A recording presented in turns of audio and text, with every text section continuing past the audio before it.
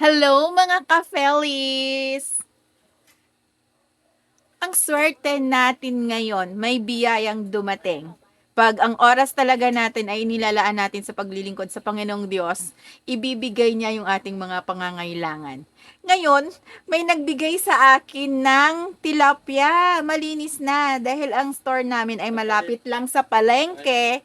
Kaya accessible ang mga pagkain, katulad nitong isda, mga gulay. Kaya ayon, nabigyan ako ng tilapia. Nalinisan na to, nalinis na, at nilagyan ko na ng asin. Siyempre, gagamitin natin ang aking non-stick frying pan from Chef Gallery. Lagyan ko lang ng konting mantika itong aking non-stick pan.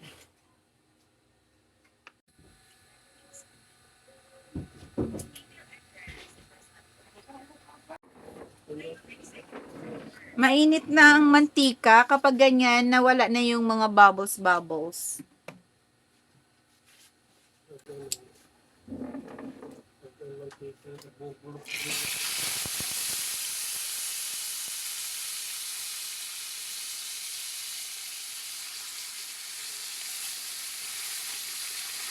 Pagkasyahin ko itong tatlo para isang salang lang.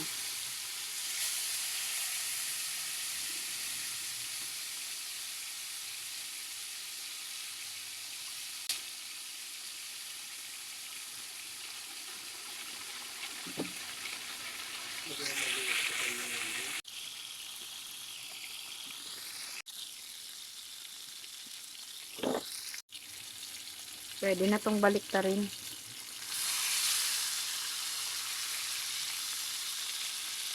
Sarap magluto sa non-stick pan.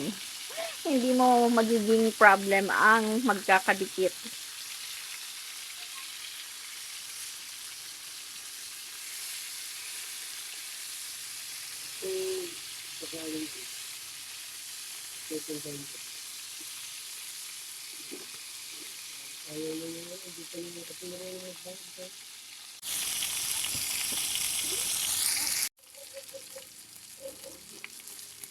Pag mahina na yung tunog-tunog ng apoy, kapag mahina na yung tunog ng mantika, luto na yung isda.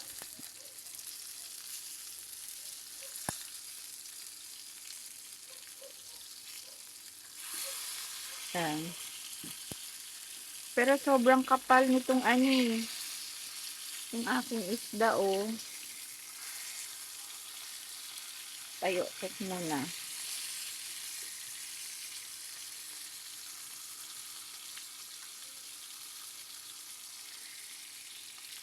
Hindi kasi siya nako-cover ng mantika. Yung ganito pag makapal.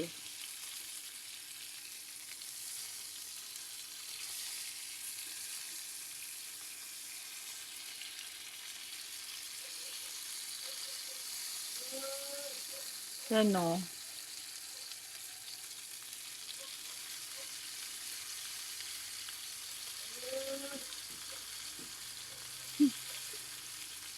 Dapat pala, dadagdagan din yung mantika kahit non-stick siya pag ganitong makapal yung iluluto na isda.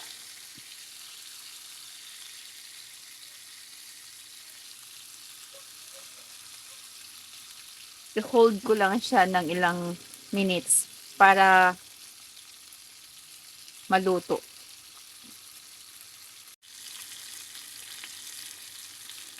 Yan. Yung isa naging support ng dalawa para sila medyo nakatayo, nakaslant para maluto pa yung loob. Tingnan mo sila. Nakatayo na silang tatlo. Nagtitipid sa mantika. Kaya ganyan. Hinaan ko na yung apoy. Nag-aamoy sunog na siya eh. Okay.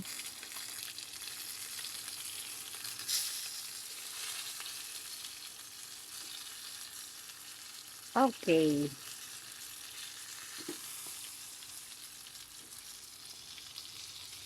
Itong isang makapal. Ayan. Luto na. Luto na to.